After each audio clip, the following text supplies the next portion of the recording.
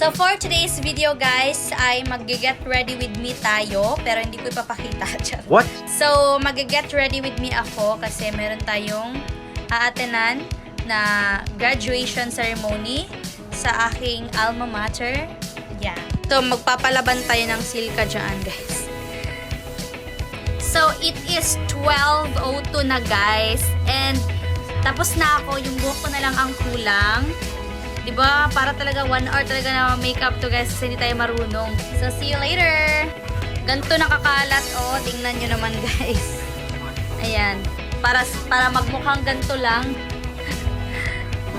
Chark, yawang manang. Uy, kuan pa siya. Uy, palakaw-lakaw pa siya. Makaingon na dyan aning naunganing nga.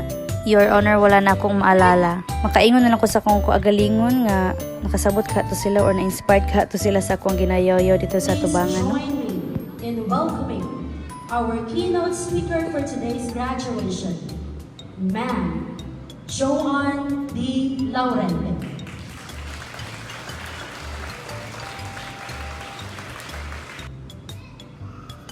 Thank you so much for that kind and warm welcome, Ma'am De Los Reyes.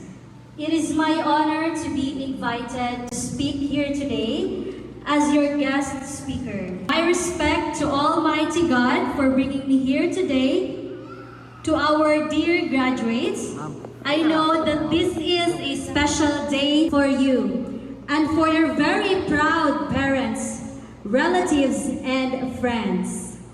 To your respected Principal Sir Feliciano Catbagan, and to all teachers na wala nagunong sa pagtudlo o paghatag o bagong kaalam sa inyuhang mga estudyante para maabot sila diri karon. And to you students, I would like to congratulate you all for making it today. So no, mo na siya grabe jud kay ang school po nagapaningkamot man pud gud sila nga tabangan ang mga bata nga kanang maka-appeal o ma-enhance ang ilang talent labi na jud sa bisan unsa nga activity sa school. So dili na ko na ikaulaw. May we continue to inspire our students to their highest potentials.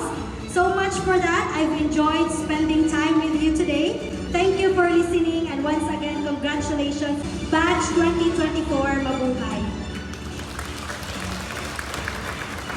Ay, nakaraos ra jud Char. Loretta for her excellent contribution as keynote speaker during the 46th graduation ceremony of Grade 6 Unified Central Elementary School on May 30, 2024 with the theme